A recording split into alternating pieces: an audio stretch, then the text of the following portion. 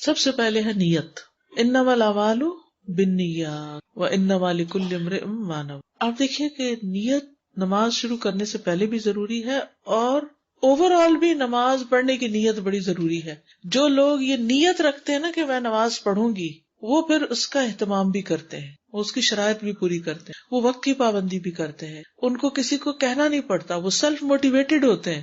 کسی بھی کام کی اچھی نیت آپ کو سیلف موٹیویشن دیتی، باہر سے دھکا نہیں لگانا پڑتا، اور یہ بڑا ضروری ہوتا ہے. یہ جو ہم کہتے رہتے نا کیا کریں، بچوں کو بار بار کہنا پڑتا ہے، بار بار، تو آپ ان کے صرف بار بار پہ زور نہ رکھیں، ان کی نیت پہ کام کریں، ان کو اس طرح کی بات بتائیں کہ وہ نماز کا ارادہ خود کر لیں. جس بچے نے خود نماز کا ڈیسیژن لے لیا نا کہ مجھے پڑھنی ہی پڑھنی ہے، ہو سکتا ہے وہ ہوم ورک میں مشغول ہو کسی کام میں، تو اسے یاد دہانی کرائے تو وہ ایک دفعہ سے ہی اٹھ جائے گا. اور جس بچے کی اپنی نیت نہیں نا، وہاں تو آپ دھکے ہی لگاتے رہیں گے، اور جب آپ نہیں ہوں گے گھر میں تو پھر کیا ہوگا، وہ نہیں پڑھیں گے کیونکہ ان کی نیت نہیں ہے. تو نیت بڑی ضروری ہے. انما الاعمال بالنیات. اور اسی طرح برائیوں کو چھوڑنے کی بھی، اس کو پھر ول پار سے بھی تعبیر کرتے ہیں، کبھی کوئی نام دیتے ہیں. برائیوں سے بچنے کی کیا ہے کہ اگر آپ کو کسی بھی چیز کی ایڈکشن ہے تو آپ پہلے خود پکا ارادہ کریں گے کہ میں نے نہیں کھانا یہ یا نہیں کرنا یہ، تو اللہ تعالیٰ آپ کو توفیق بھی دے گا اور کام آپ کے آسان بھی ہو جائیں گے. ٹھیک ہے. تو اس لیے جب بھی آپ کوئی نیکی کا کام کرنا چاہیں تو سب سے پہلے کیا کریں، اپنی نیت کا جائزہ لیں. واقعی میں کرنا چاہتی ہوں، یعنی تم چاہتے کیا ہو. ہم میں سے بہت سے لوگ کچھ کرتے کراتے نہیں، جب ملتے ہیں تو کہتے ہیں ہم یہ بھی چاہتے ہیں، ہم وہ بھی چاہتے ہیں. واقعی چاہتے ہو؟ اگر واقعی چاہتے ہوتے تو سبب بن جاتا. صرف کہنے سے نہیں بات بنتی، چاہت سے ہوتی. جس کی چاہت سچی ہوتی ہے نا، وہ کہاں سے کہاں پہنچ جاتا ہے. تو دل میں نیت ہے. نماز کی نیت کس سے ہوتی ہے؟ دل میں نیت کرنا. ابن القیم رحمہ اللہ نے کہا نیت کسی چیز کے قصد کرنے اور عزم کرنے کا نام ہے، اور اس کا مقام دل ہے. زبان کے ساتھ اس کا قطعاً کوئی تعلق نہیں. ومحلها القلب. یہ دیکھ رہے ہیں اوپر عربی عبارت، لا تعلق لها باللسان اصلا. اس کا تعلق زبان سے نہیں. نیت دل سے ہوتی ہے، زبان سے بولنی نہیں ضروری. بعض لوگوں نے نیت کے الفاظ بنائے ہوئے ہیں، 2 رکعت نماز سنت، منہ طرف خانے کعبے کے، پتہ نہیں آگے کیا، مجھے تو بھول گئی. جی بچپن میں سکھائی گئی تھی تو ہم باقاعدہ کھڑے ہو کے پہلے یہ سارے لفظ دہرا کے پھر اللہ اکبر کہتے. تو ایسی کوئی چیز نہیں. تو وہ کہتے ہیں کہ نبی صلی اللہ علیہ وسلم اور آپ کے صحابہ میں سے کسی سے بھی کسی بھی حال میں نیت کے سلسلے میں کوئی ایک لفظ بھی نقل نہیں کیا، یعنی نیت میں کیا بولنا چاہیے. کیونکہ اگر نیت کا تعلق بولنے سے ہوتا نا تو پھر ہمیں الفاظ دیے جاتے کہ یہ بولو، تو کچھ بھی نہیں بتایا گیا ہمیں، کیونکہ نیت دل سے ہی ہوتی ہے. آپ کی نیت ہے تو وضو کرنے گئے نا، آپ کی نیت ہے تو مصلی بچھایا نا، آپ کی نیت ہے تو یہاں آ کے کھڑے ہوئے، کہ بغیر نیت کے یہ سب ہو رہا ہے. تو یہی نیت ہے. اور اس وقت انسٹنٹلی انسان کہتا ہے فرض پڑھ رہا ہوں، یہ سنت یا نفل، یہ کیا پڑھو. یہاں سے ہی دل کی حضوری شروع ہو جاتی ہے. جب ہم منہ سے بولتے ہیں نا تو بعض اوقات دل سے کچھ بھی نہیں سوچ رہے ہوتے. جب ہم دل سے نیت کو دہرا رہے ہوتے ہیں نا کہ میں نماز پڑھنے لگا، فلاں نماز پڑھ، تو یہ چیز آپ کو فوکس کرتی ہے آغاز میں ہی نماز کی طرف. یہاں سے خشوع و خضوع کا بیچ پڑ جاتا ہے. جو کوئی وضو کے لیے بیٹھتا ہے تو وہ وضو کی نیت کر لیتا ہے، جو نماز کے لیے کھڑا ہوتا ہے تو نماز کی نیت کر لیتا ہے. زبان سے نیت کرنا سنت سے ثابت نہیں. ابن القیم رحمہ اللہ نے نیت کو الفاظ میں بیان کرنے کے متعلق کہا، اگر تم میں سے کوئی نوح علیہ السلام کی عمر تک بھی زندہ رہے پھر وہ اس بات کو تلاش کرتا رہے، یعنی کتابوں میں، کہ کیا رسول اللہ صلی اللہ علیہ وسلم یا آپ کے اصحاب میں سے کسی ایک نے بھی ایسا کچھ کیا، تو وہ کامیاب نہیں ہو سکے گا. کسی کتاب میں نہیں ہے. انہوں نے کافی تلاش کیا ہوگا نا، سوائے اس کے کہ وہ خالص جھوٹ بولے گا. بس اگر اس میں کوئی بھلائی ہوتی تو صحابہ ہم سے سبقت لے جاتے، یعنی بول کے کچھ کہنے میں بھلائی ہوتی تو صحابہ ضرور کرتے اور ہماری اس بات پہ رہنمائی کر دیتے. چونکہ نماز ہے نا، اس لیے اتنی زیادہ تاکید ہو رہی ہے. ابن عثیمین کہتے ہیں کہ نیت کے الفاظ کی ادائیگی نبی صلی اللہ علیہ وسلم سے نہ تو نماز میں اور نہ ہی وضو، نہ روزے، نہ کسی دوسری عبادت میں ثابت ہے، حتیٰ کہ حج اور عمرہ میں بھی نہیں. نبی صلی اللہ علیہ وسلم جب حج یا عمرے کا ارادہ کرتے تو آپ یہ نہیں کہا کرتے تھے کہ اے اللہ میں یہ اور یہ کرنا چاہتا ہوں، نویت ان احج یا نویت ان اعتمر، ایسا کچھ نہیں کہتے تھے. نبی صلی اللہ علیہ وسلم سے یہ ثابت نہیں، اور نہ ہی آپ صحابہ کرام میں سے کسی ایک کو ایسا کرنے کا حکم دیا. اور جہاں تک حج و عمرہ کی ادائیگی میں لبیک عمرہ یا لبیک حجہ کا تعلق ہے تو اس بارے میں کہتے ہیں کہ اس کا معنی یہ نہیں کہ یہ نیت کے الفاظ کی ادائیگی ہے. لبیک حج یا لبیک عمرہ جو ہے اس کا معنی تلبیہ ہے، کہ کس چیز کا تلبیہ شروع کر رہا ہوں. نیت تو پہلے ہی آپ نے کی، جب نیت کی تو پیسے جمع کیے نا، نیت کی تو آپ نے ٹکٹ خریدا اور ایجنٹ سے رابطہ کیا، یہ حج کی نیت میں خود ہی شامل ہو گیا. یعنی نیت تو بہت پہلے انسان کرتا ہے اور پھر سٹیپ بائی سٹیپ اس کام کی طرف جاتا ہے. اور یہ تلبیہ میں اس خاص نسک کا ذکر آتا ہے. نسک کا مطلب ہوتا ہے ریچول، وگرنہ نبی صلی اللہ علیہ وسلم نے نیت کے الفاظ کی ادائیگی نہیں فرمائی. بعض لوگوں نے وضو کے لیے بھی الفاظ بنائے ہوئے، نویت ان اتوضأ لاستباحۃ الصلاۃ وتقربا الی اللہ، یہ بھی یاد کیا تھا میں نے بچپن میں. نیت کو اللہ کے لیے خالص کرنا، نیت کو اللہ کے لیے خالص کرنا یہ بڑا ضروری ہے. نماز میں کسی اور کی طرف دھیان نہیں جانا چاہیے کہ فلاں بھی خوش ہو جائے اور فلاں کو بھی راضی کر لوں، یا کسی بت کے آگے یا کسی اور انسان یا کسی چیز کے نہیں، صرف اور صرف اللہ کے لیے. کہہ دو میرے رب نے انصاف کا حکم دیا ہے، اور اپنے رخ ہر نماز کے وقت سیدھے رکھو اور اس کے لیے دین کو خالص کرتے ہوئے، یعنی نیت خالص کرتے ہوئے اس کو پکارو. جس طرح اس نے تمہاری ابتدا کی اسی طرح تم دوبارہ پیدا ہوگے. جب بھی آپ نماز ادا کرنے، اچھا کام کرنے، نیکی کا کام کرنے کا ارادہ کریں تو اس نیت سے کریں کہ یہ ایک ایسا عمل ہے جو آپ اپنے رب العالمین جل جلالہ کے پاس رکھنا چاہتے ہیں، وہاں سنبھالنا چاہتے ہیں، وہاں اس کی جزا چاہتے ہیں. نیت ہوگی، آپ مصلی پہ آ کے کھڑے ہوگے. اب نماز کا آغاز ہو رہا ہے. سب سے پہلے تکبیر تحریمہ، تکبیر اللہ اکبر ہوتی، تکبیر تحریمہ. تکبیر تحریمہ کا مطلب کیا ہے؟ تکبیرۃ الاحرام کو تکبیر تحریمہ اس لیے کہا جاتا ہے کیونکہ اس کو کہنے اور اس کو بجا لانے سے انسان پر ہر وہ چیز حرام ہو جاتی جس سے پہلے اس پر حلال ہو. جب آپ حج کا ارادہ کرتے ہیں تو کیا کرتے ہیں؟ پہلا رکن کیا ہے؟ احرام. احرام کے بعد کیا ہوتا ہے؟ پابندیاں. یس. نماز کا احرام کیا ہے؟ اللہ اکبر. جی، یہ نماز کا احرام ہے. ایک طرح احرام جو ہے نا وہ کپڑے کا نام نہیں، کپڑا تو اس کی سمبل ہے کہ اب ہم نے کہہ لیا ہے، ہم اس حال میں آ گئے ہیں، تاکہ دوسرے بھی اس کا لحاظ رکھیں کہ یہ احرام میں ہے. ٹھیک ہے، کیونکہ جو قافلے جاتے تھے نا حج اور عمرہ کرنے کے لیے تو وہ پھر محفوظ ہوتے تھے، ان پہ کوئی ڈاکہ نہیں ڈالتا تھا. ٹھیک، تو وہ تو شعار میں سے ہے نا. تو نماز میں جب اللہ اکبر کہہ لی تو اب کوئی آپ سے آ کے بات نہیں کرے گا، کوئی آپ کو کھانا نہیں پیش کرے گا، کوئی آپ کو بلائے گا نہیں، کیونکہ آپ نے ہاتھ اٹھا لیے، اللہ اکبر بول دی. بس جب وہ تکبیر کہتا ہے تو یہ کہنا اس پر کچھ چیزیں جیسے کہ کھانا پینا، ادھر ادھر دیکھنا، بات کرنا، آنا اور جانا حرام کر دیتا ہے. اور اسی طرح دیگر وہ کام بھی حرام ہو جاتے ہیں جو اس پر نماز میں داخل ہونے سے پہلے حلال تھے. بس اب ایک ہی کام ہے صرف، اور وہ کیا ہے؟ نماز. تکبیر نماز کا رکن ہے. اگر اللہ اکبر نہیں کہی اور ایسے ہی کھڑے ہو کے کچھ پڑھنا شروع کر دیا تو نماز نہیں ہوگی. تکبیر تحریمہ نماز کے ارکان میں سے ایک رکن ہے. اس کو کہے بغیر انسان کی نماز درست نہیں ہوتی، اور اس کو کہے بغیر نماز میں داخل نہیں ہو سکتے. جیسا کہ آپ صلی اللہ علیہ وسلم نے فرمایا، تم لوگوں میں سے کسی کی بھی نماز اس وقت تک کامل نہیں ہو سکتی جب تک کہ وہ وضو نہ کر لے اور اعضائے وضو کو ٹھیک ٹھیک نہ دھو لے، پھر تکبیر کہے. ٹھیک ہے، تو آپ نے خود اس بات کا حکم دیا، ثم یکبروا، وضو کے بعد کیا کرے؟ ثم یکبروا، تکبیر کہے. نماز شروع کرنے کے لیے تکبیر کہنا لازم ہے. اس کے لیے ایک اور حدیث ہے دلیل کے طور پر. حضرت علی رضی اللہ عنہ کہتے ہیں کہ رسول اللہ صلی اللہ علیہ وسلم نے فرمایا، مفتاح الصلاۃ الطہور، نماز کی کنجی وضو ہے، اس کی تحریم اللہ اکبر کہنا ہے، اور اس کی تحلیل کا مطلب حلال ہو گیا. جیسے حاجی حلال ہوتا ہے نا، ایسے نمازی بھی حلال ہوتا ہے. السلام علیکم کہہ کر. تکبیر سے مراد اللہ اکبر کہنا ہے. ٹھیک ہے، اب تکبیر کہتے ہوئے ہاتھ اٹھانے کے طریقے. آپ صلی اللہ علیہ وسلم اپنے ہاتھ کبھی تکبیر کے ساتھ اٹھاتے، یعنی اللہ اکبر کہہ رہے ہیں اور ساتھ ہی اٹھا رہے ہیں، کبھی ہاتھ اٹھا لیتے اور اللہ اکبر کہتے، کبھی تکبیر کے بعد ہاتھ اٹھاتے اور کبھی تکبیر سے پہلے اٹھاتے. ٹھیک ہے، یعنی کبھی آپ تکبیر کے ساتھ اٹھاتے، کبھی تکبیر سے پہلے اور کبھی تکبیر سے بعد میں. یعنی یہ موقع ہے تکبیر کہنے کا جب ہاتھ اٹھائے جا رہے ہوں. یعنی اس سے آگے پیچھے ہونے سے، جیسے کنکریاں پہلے مار لی، سر پہلے مڈا لیا، آگے پیچھے ہو گیا، کوئی بات نہیں. تو اسی طرح ہاتھ اٹھاتے وقت تکبیر پڑھنا ہے، لیکن اگر پہلے پڑھ لی اور چند سیکنڈ کا فرق آ گیا یا بعد میں، ڈزنٹ میٹر، تینوں طرح ٹھیک ہے. اس کے دلائل کیا ہے تکبیر کے ساتھ ہاتھ اٹھانے کے؟ عبد الجبار بن وائل سے مروی ہے کہ مجھ سے میرے اہل خانہ نے میرے والد وائل بن حجر سے روایت کیا کہ میرے والد نے ان سے بیان کیا کہ انہوں نے رسول اللہ صلی اللہ علیہ وسلم کو دیکھا تھا کہ وہ تکبیر کے ساتھ اپنے ہاتھ اٹھاتے تھے. وائل بن حجر جن سے نماز کی حدیث مروی ہے، انہوں نے کہا کہ نبی صلی اللہ علیہ وسلم تکبیر کے ساتھ ہاتھ اٹھاتے. تکبیر سے پہلے ہاتھ اٹھانا. عبداللہ بن عمر کہتے ہیں کہ رسول اللہ صلی اللہ علیہ وسلم جب نماز کے لیے کھڑے ہوتے تو اپنے دونوں ہاتھ بلند کرتے حتیٰ کہ وہ کندھوں کے برابر آ جاتے.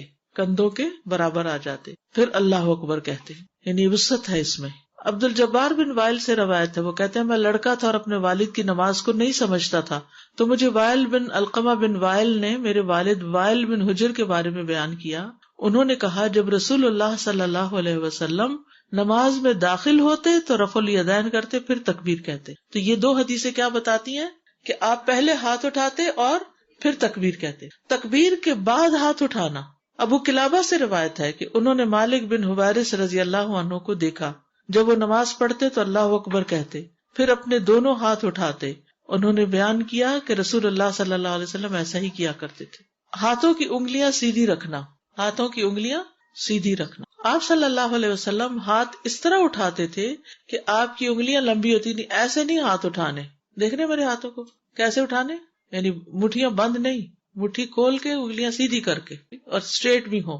ایسے نہیں ہو. کچھ لوگ کیا کر رہے ہوتے ہیں، ایسے اینگل پہ کر رہے ہوتے ہیں. ایسا نہیں، سیدھی. ہاتھوں کی انگلیاں سیدھی یعنی آسمان کی طرف ہو، یوں سمجھے. آپ صلی اللہ علیہ وسلم ہاتھ اس طرح اٹھاتے تھے کہ آپ کی انگلیاں لمبی ہوتی تھی، سیدھی کھڑی ہوتی تھی، مڑی ہوئی نہیں ہوتی تھی.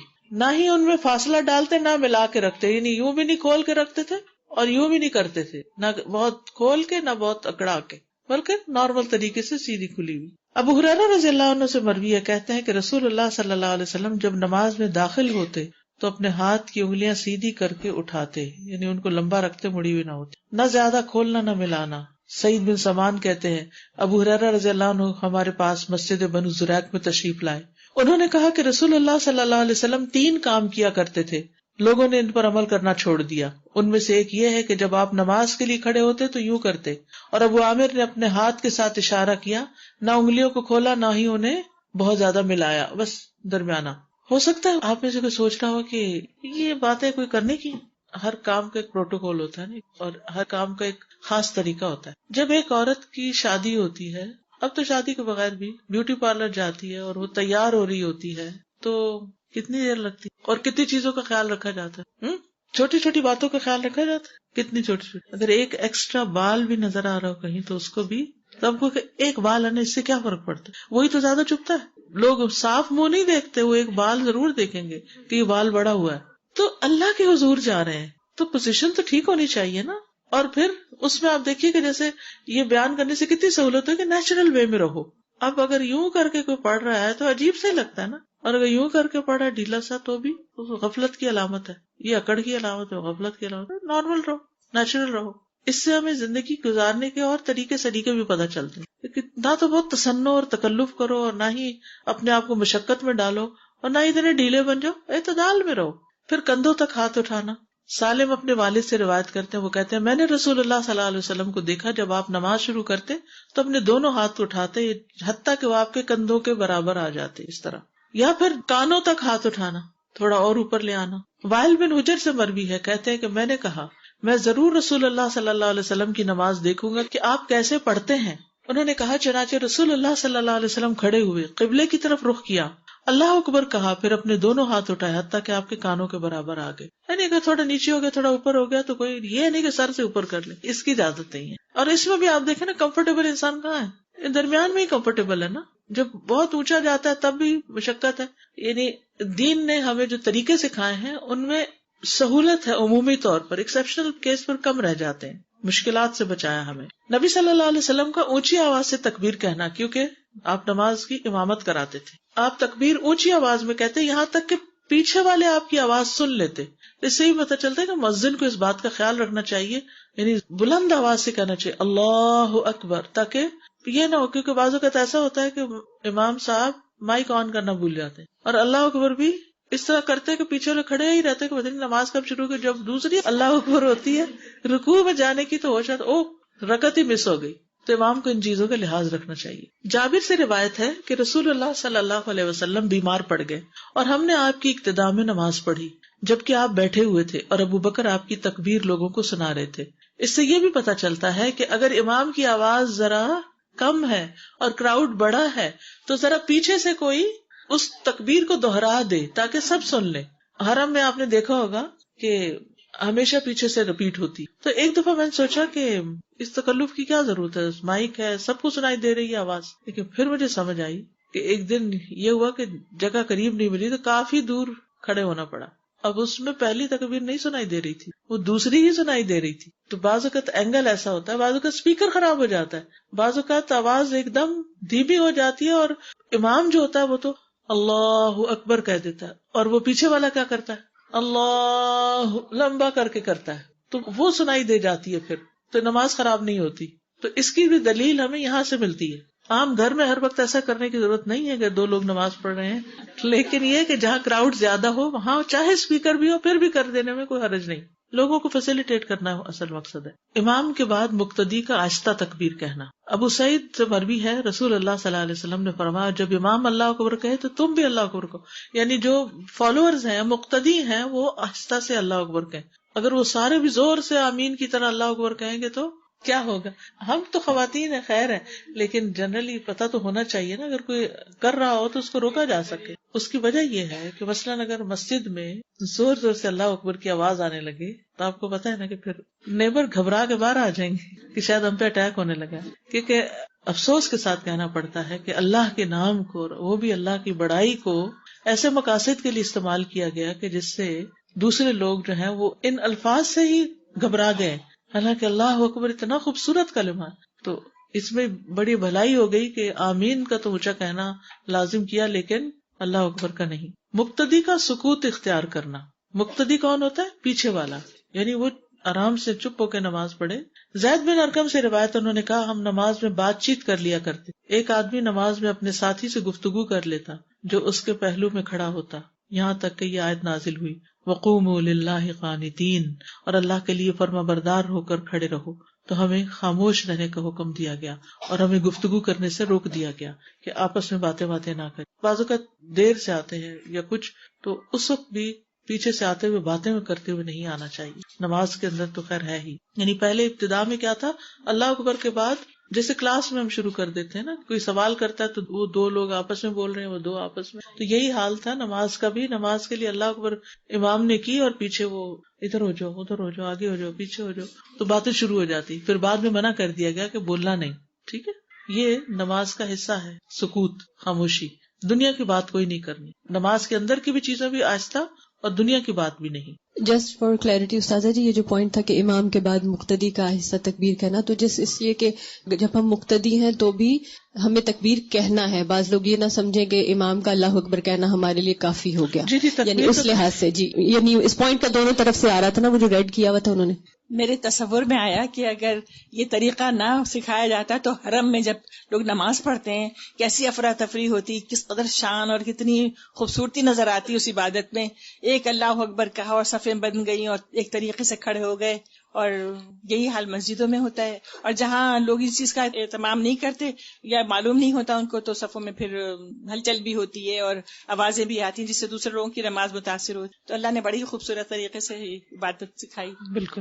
میں پوچھ رہی تھی کہ یہ نماز میں عمل کثیر کس کو کہا جائے گا؟ مطلب اگر آپ نے دونوں ہاتھ یوز کر کے کوئی کام کیا، جیسے بچہ ہی اٹھانا ہے یا کچھ، اور آپ نے دونوں ہاتھ یوز کیے، تو وہ عمل کثیر ہوگا؟ نہیں، عمل کثیر بلا وجہ 2 ہاتھ سے دوپٹہ ٹھیک کر رہے ہیں، 2 ہاتھ سے کوئی چیز پکڑ کے ادھر کر رہے ہیں، 2 اور 1 ہاتھ کی بات نہیں ہے. اصل بات یہ کہ بلا ضرورت، سوائے اشد مجبوری کے کہ جس میں نماز ہی خراب ہو رہی ہے، مثلاً کوئی بچہ پاس پڑا، شور ہی مچایا جا رہا ہے اور آپ سے نماز، تو اس کو ایک دپ لگا دینا، تھوڑی سی ہلکا سا دپ سے مراد یہ کہ ایسے اس کو ٹیپ کر دینا کہ بھائی چپ کرو، اسے پتہ چل جائے گا.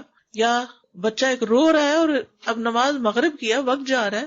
مجھے اچھی طرح یاد ہے، میری پہلی بیٹی پیدا ہوئی، مغرب کی اذان ہوتی ہے اور وہ چیخنا چلانا شروع کر دے. تو اب میں کہتے ہیں وقت تو تھوڑا سا، نماز تو پڑھنی، یہ کیسے ہو سکتا ہے؟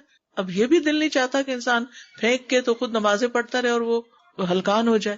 تو پھر الحمدللہ مجھے اس وقت یہ بات پتہ چلی کہ نماز میں اٹھاتی تو چپ ہو جاتی، تو پھر میں وضو کر کے اس کو ساتھ اٹھا کے نماز پڑھ لیتی. تو اس صورت میں کہ نماز جا رہی ہو اور کوئی آپ کے پاس اس کو سنبھالنے والا، اٹھانے والا کوئی، یعنی انتہائی ایمرجنسی میں، شدید ضرورت کے تحت کم سے کم حرکت.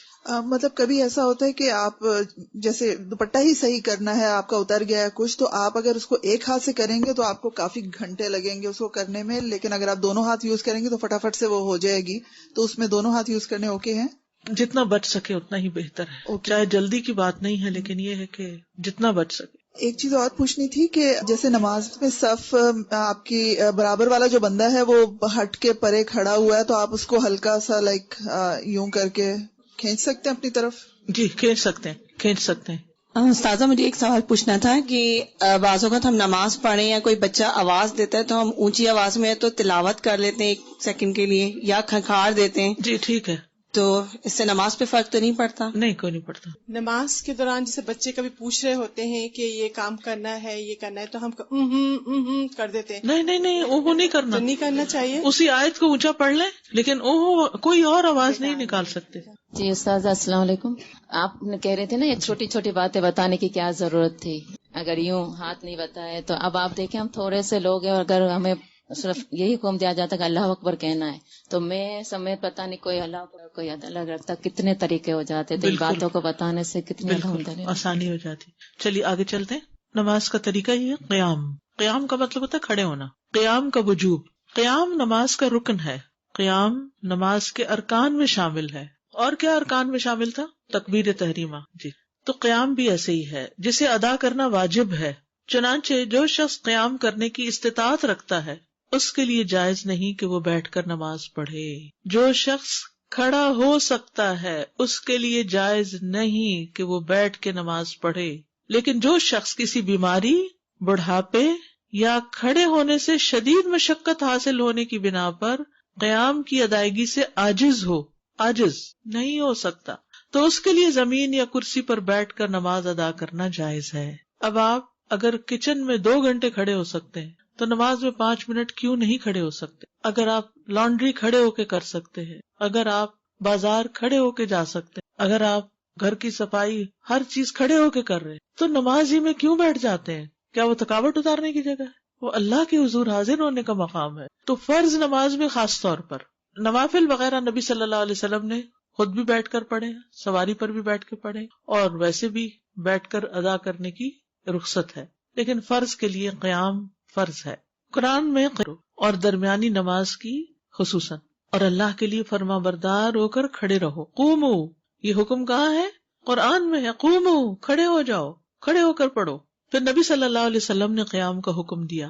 عمران بن حسین رضی اللہ عنہ کہتے ہیں کہ مجھے بواسیر کا مرض تھا تو میں نے نبی صلی اللہ علیہ وسلم سے نماز کے بارے میں دریافت کیا. آپ نے فرمایا کھڑے ہو کر نماز پڑھو. اگر تمہیں اس کی بھی طاقت نہ ہو تو بیٹھ کر، اور اگر اس کی بھی نہ ہو تو پہلو کے بل لیٹ کر پڑھ لو. ٹھیک، شدید تکلیف میں صرف بیٹھنے ہی کی نہیں، لیٹنے کی بھی اجازت ہے. جو قیام پر قدرت رکھے اس پر قیام لازم ہے. النووی رحمہ اللہ کہتے ہیں جہاں تک فرض نماز کا تعلق ہے تو کھڑے ہونے کی قدرت رکھنے کے باوجود بیٹھ کر نماز پڑھنا درست نہیں. ایسی نماز میں ثواب نہیں ہوتا بلکہ انسان گناہگار ہو جاتا ہے. جو قیام کی قدرت کے باوجود بیٹھ کر نماز پڑھے اس کی نماز باطل ہے. جو دنیا کے کام کھڑے ہو کر کرتا ہے اس کے لیے بیٹھ کر نماز پڑھنا جائز نہیں. میمون بن مہران نے کہا جب وہ اپنی دنیا کے کام کے لیے کھڑا نہیں ہو سکتا تو پھر بیٹھ کر نماز پڑھ لیں. جو لوگ ویل چیئر پہ ہیں، کسی بھی وقت کھڑے نہیں ہو سکتے، بیلنس نہیں ہے، یا کوئی بیماری ایسی ہے یا بڑھاپا ہے شدید، تو وہ کیا کریں؟ بیٹھ کے بھی نماز پڑھ لیں. ابن قدامہ المقدسی کہتے ہیں رحمہ اللہ، جو شخص قیام میں کھڑا ہونے پر قادر ہو لیکن رکوع یا سجدہ کرنے سے عاجز ہو تو اس سے قیام میں کھڑا ہونا ساقط نہیں ہوگا، بلکہ وہ نماز کھڑے ہو کر ادا کرے اور رکوع میں اشارہ کر کے پھر بیٹھ جائے اور سجدے میں اشارہ کرے. امام شافعی رحمہ اللہ کا بھی یہی کہنا ہے. تو اشاروں سے باقی پڑھ لے، کیونکہ اللہ تعالیٰ کا فرمان ہے وَقُومُوا لِلَّهِ قَانِتِينَ، اور نبی صلی اللہ علیہ وسلم کا فرمان ہے صلی قائماً، کھڑے ہو کے نماز پڑھو. اور اس لیے بھی کہ قدرت رکھنے والے شخص کے لیے قیام میں کھڑا ہونا رکن ہے، چنانچہ قرات کی طرح اسے بھی ادا کرنا لازم ہے. اور قیام کے علاوہ کسی اور چیز سے عاجز ہونا قیام کے سکوت کا تقاضا نہیں کرتا. جیسے اگر کوئی شخص قرات سے عاجز ہو تو اس سے قیام ساقط نہیں ہوگا. مثلا نیا مسلمان ہوا ہے اور اس کو 2 لفظ بھی نہیں آتے سورۃ فاتحہ کے، اب وہ نماز پڑھ رہا ہے امام کے پیچھے، تو اب وہ کہتا ہے میں تو پڑھ ہی کچھ نہیں رہا تو میں بیٹھ ہی جاؤں. نہیں، قیام اپنی جگہ الگ چیز ہے اور قرات الگ چیز ہے. ایک کے ہونے سے دوسرے کا نہ ہونا یا دوسرے کے نہ ہونے سے پہلے کا ہونا، اس سے کوئی فرق نہیں پڑتا، یہ لازم نہیں آتا. کشتی میں بھی کھڑے ہو کر نماز پڑھی جائے، جیسے بحری جہاز میں جا رہے، اللہ کہ سیر بہت رف ہو اور گرنے کا ڈر ہو. نبی صلی اللہ علیہ وسلم سے کشتی میں نماز کے بارے میں پوچھا گیا کہ میں کشتی میں نماز کیسے پڑھوں. آپ نے فرمایا تم اس میں کھڑے ہو کر نماز پڑھو، اللہ یہ کہ تمہیں غرق ہونے کا ڈر ہو. ہاں اگر ڈوبنے کا ڈر ہو تو پھر بیٹھ جاؤ، ورنہ کھڑے ہو کے ہی نماز. اس سے اندازہ لگا لیں کیونکہ آپ نے کشتی کا سفر کیا ہوگا کہ اس میں سکون سے نہیں انسان سفر کر پاتا، وہ ہلتی رہتی ہے. ہاں بڑا جہاز ہو تو اور بات ہوتی ہے، مگر اس میں بھی ہوا تیز ہو یا کچھ تو زلزلہ سا محسوس ہوتا رہتا ہے. جابر بن عبداللہ اور ابو سعید خدری رضی اللہ عنہم نے کشتی میں کھڑے ہو کر نماز پڑھی. حسن بصری نے بھی کہا کھڑے ہو کر. ہاں قیام پر قدرت نہ ہونے پر سہارا لینا. رسول اللہ صلی اللہ علیہ وسلم جب بڑی عمر کے ہو گئے اور کچھ فربا بھی ہو گئے تو آپ کی جائے نماز کے پاس ایک ستون تھا، آپ اس کا سہارا لے لیا کرتے تھے. جب بڑی عمر کے ہو گئے تو آپ یعنی سہارا لے لیتے تھے کسی چیز کے ساتھ. مثلا آپ کے پیچھے صوفہ ہے یا کوئی اور ایسی چیز ہے کہ جس سے آپ اپنے آپ کو ذرا سا ٹیکا لگا لیتے ہیں تو کوئی بات نہیں. یہ نہیں کہ نارملی لگا کے پڑھیں، جب مشکل ہو رہی ہو، بیلنس کا مسئلہ ہو. جب جی آپ کا قیام بہت طویل تھا اس وجہ سے بھی آپ ٹیک لگا لیتے. صحابہ بھی بعض اوقات بیماری کی صورت میں ٹیک لگاتے تھے. قاضی ایاس کہتے ہیں جب تک فرض نماز میں بغیر ضرورت کے لاٹھی سے سہارا لینے کی بات ہے تو امام مالک اور جمہور علماء کا مذہب ہے کہ ایسا کرنا جائز نہیں. بغیر ضرورت کے سہارا نہیں لینا. البتہ جہاں کوئی مجبوری ہو اور انسان کھڑا ہونے سے عاجز ہو تو کھڑے ہو کر سہارا لے کے نماز پڑھنا بیٹھ کے نماز پڑھنے سے بہتر ہے. فرض نماز میں قیام کھڑے ہو کر ہی کرنا ہے.